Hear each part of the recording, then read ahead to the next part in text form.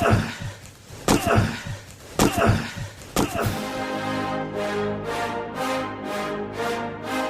rolls out to the right, pitches off to Taylor, and Taylor's to the 20, down to the 15, down to the 10, 5, 4, 3, 2, 1. Touchdown, Billy Taylor!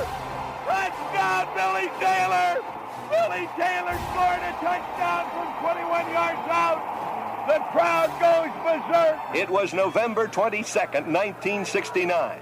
That they came to Barry, Michigan, all dressed in maize and blue. The words were said, the prayers were read, and everybody cried. But when they closed the coffin, there was someone else inside.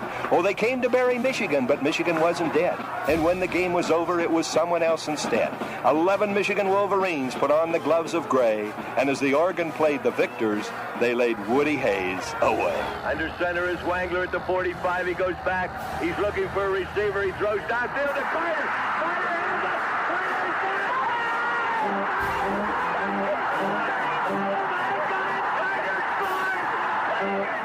Who's got it better than us? Nobody!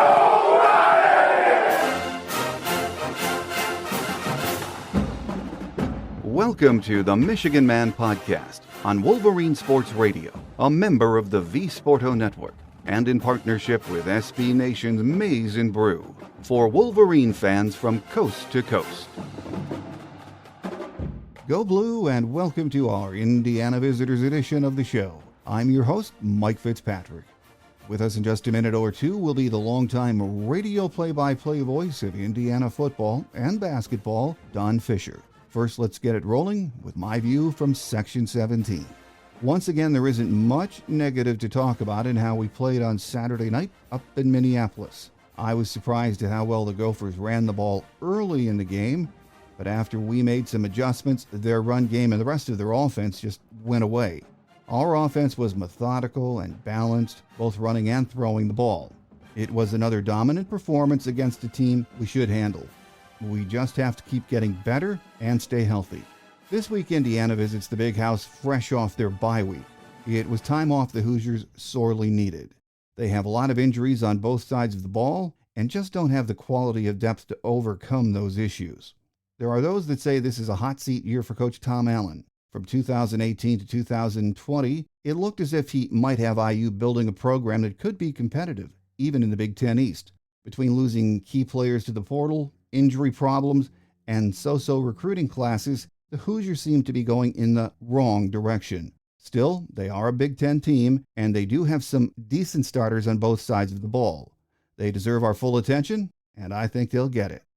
At his Monday presser, Coach Tom Allen said Michigan is a huge challenge for his Hoosiers. A very good Michigan football team, obviously playing as well as anybody in America right now and playing with a lot of confidence and a lot of experience on that team on both sides of the ball. Big physical team that is playing at a very high level right now. So a tremendous opportunity and challenge for our players as we come together this week and continue to improve our team. He said Michigan's offensive line is really good and the skill position players are outstanding. They're really good. They were really good last year. I think they got voted the number one offensive line in the country, I think 2 years in a row. And so they do have some new faces on the O-line. I do think you can see the progression. They've played better here, I think, in the last couple of weeks than they did earlier on in the first few games. But there's no question that they do have some new guys.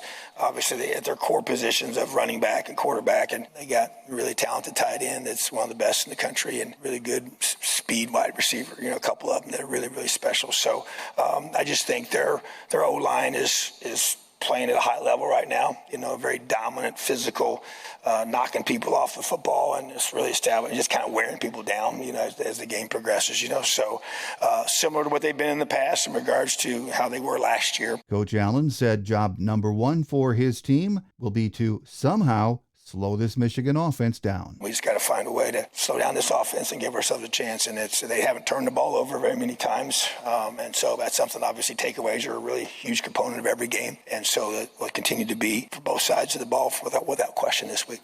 My guest today has seen a lot of Indiana football and much of it not great over the years. He has been the voice of IU football and basketball for 51 years now. Joining us next is the Radio Hall of Fame voice of IU football, Don Fischer. So stay with us.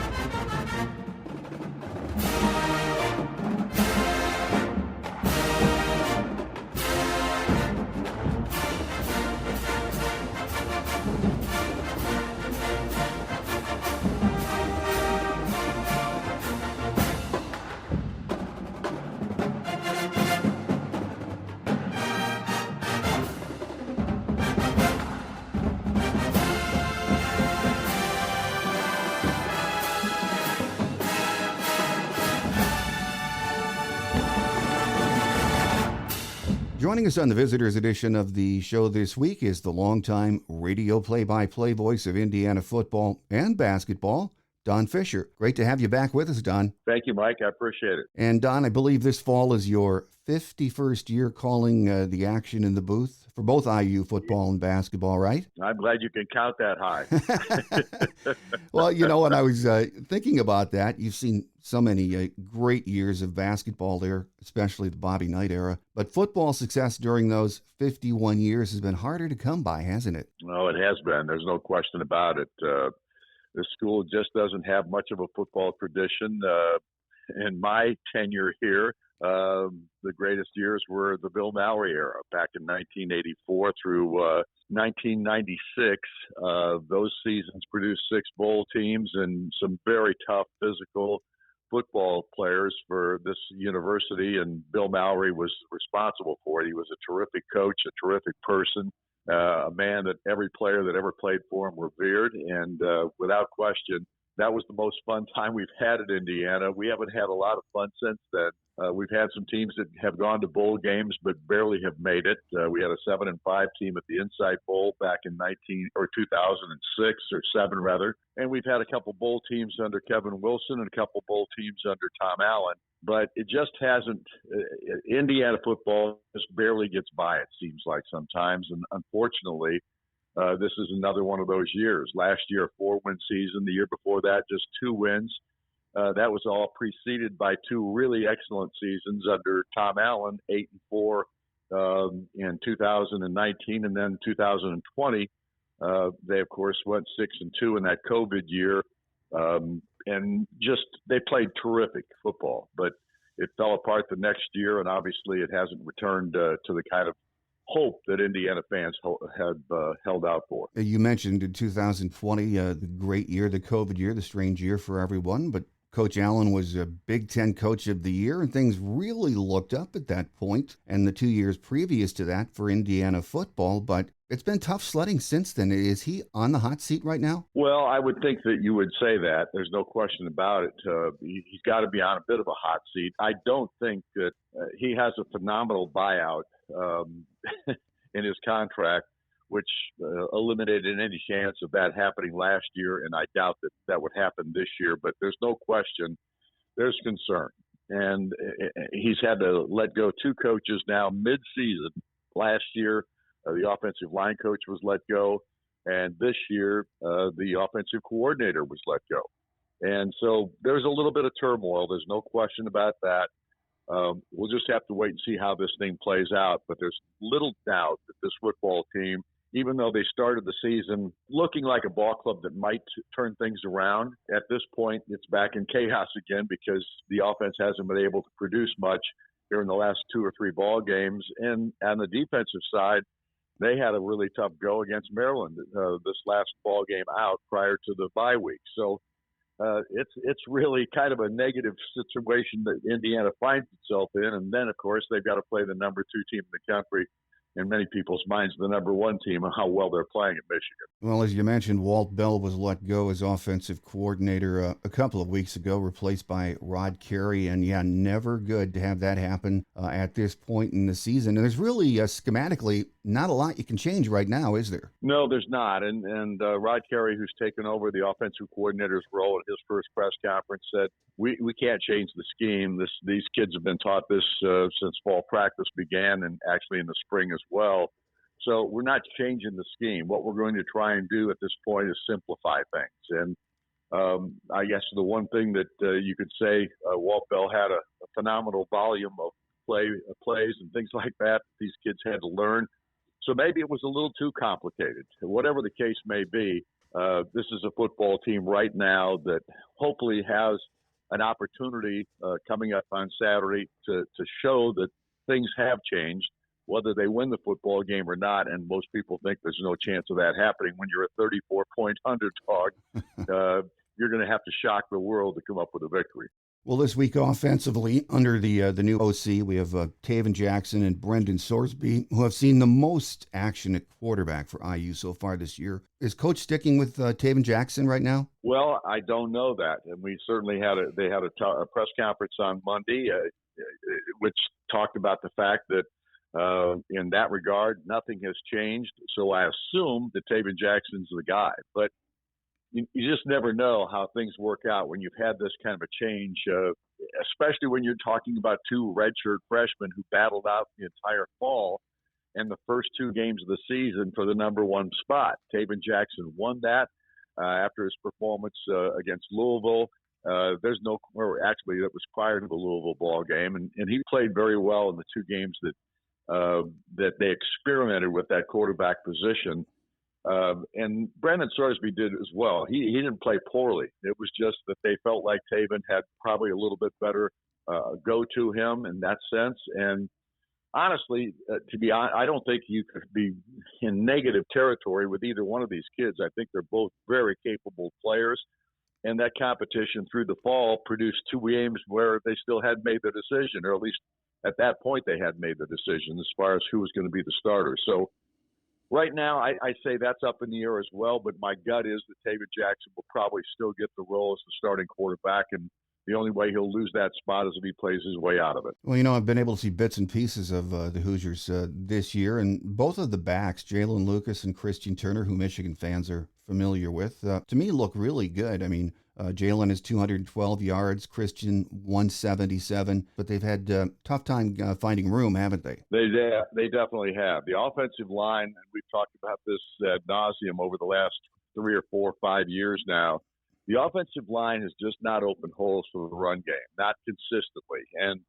And that's one of the big issues right now. And we got several veterans back this year. The offensive line coach let go last year. Carey, of course, was the guy that they inserted as the interim offensive line coach.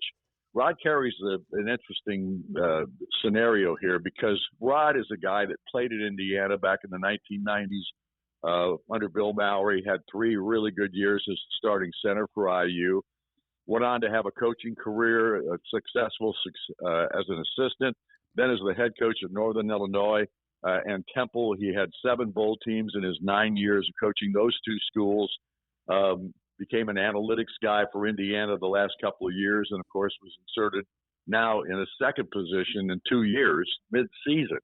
So it'll be interesting to see what changes he might make in this offense, if any. But obviously, the big problem with the previous offensive coordinator in people's eyes, at least the fan base's eyes, was that the play calling just wasn't what it should be. And we'll just have to wait and see how much that changes and how it does change with Rod Carey taking over that helm. I watched that receiving core too, and Jalen Lucas, of course, is the leading receiver with 19 grabs, and then Donovan McCulley, 18. Cam Camper, who was a good-looking receiver with 13. That's a pretty darn good receiving core, though, isn't it? It is. I mean, they've got other kids there too. Cameron Perry's a kid that's getting more playing time here of late. Anderson Kobe was a guy that played quite a bit last year, and he started to come around as well. And then we've had E.J. Williams. He's been out since after the first ball game of the season, the transfer portal guy that really looked good in fall practices and in the first ball game until he got hurt.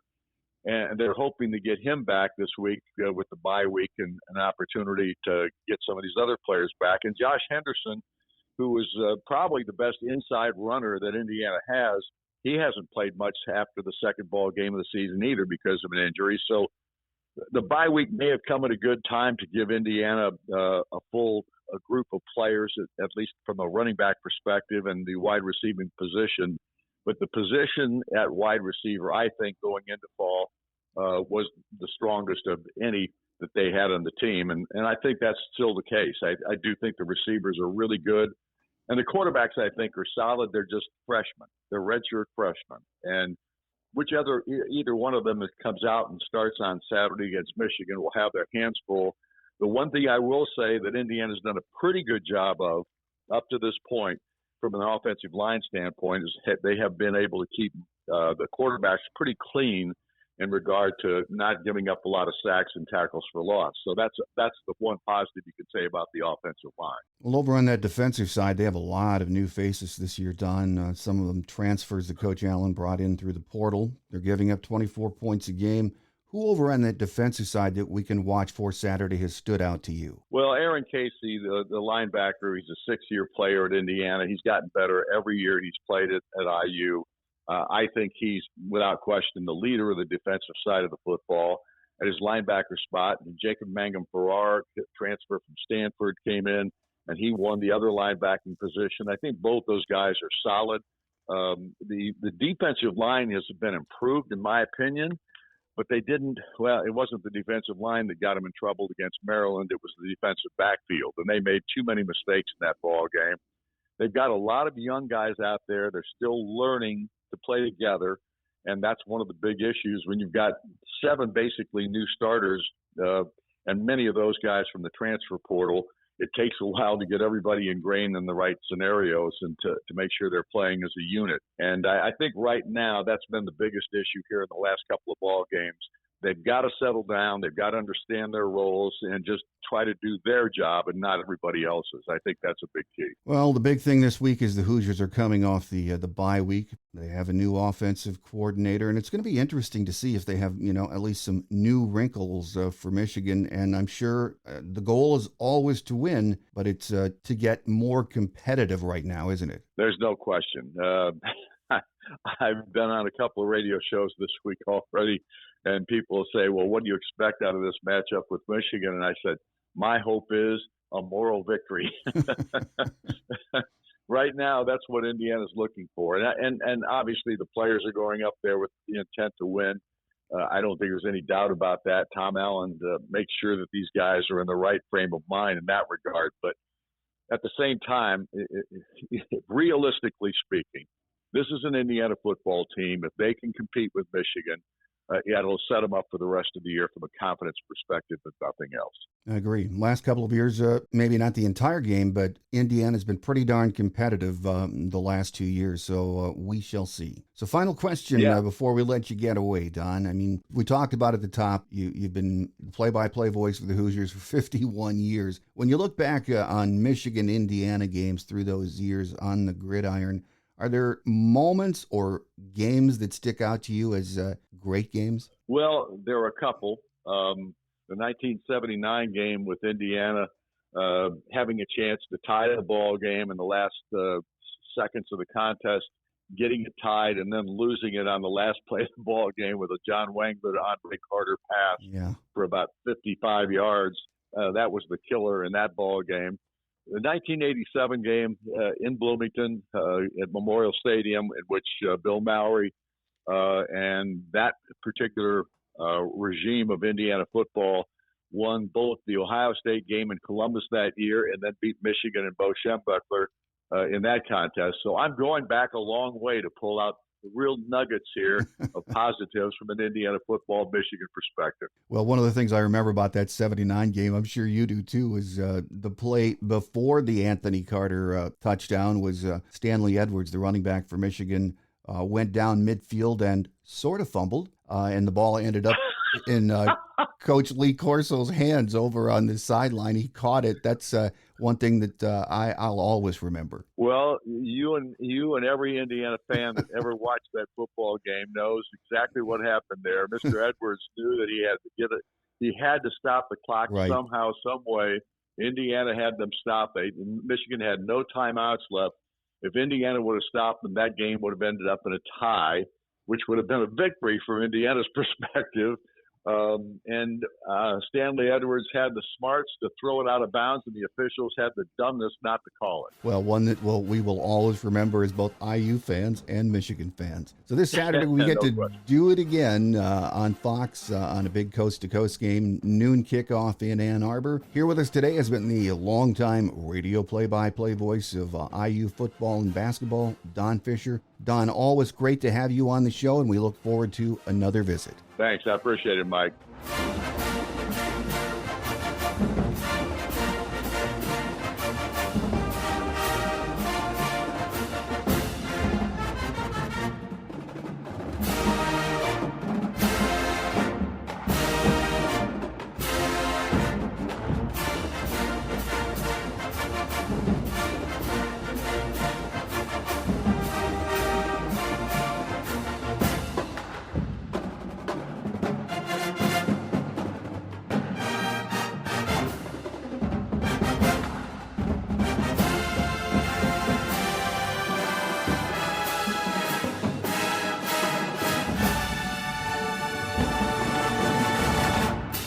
On Quick Hits today, thanks again to Radio Hall of Fame voice Don Fischer for taking time from his busy game week schedule to join us.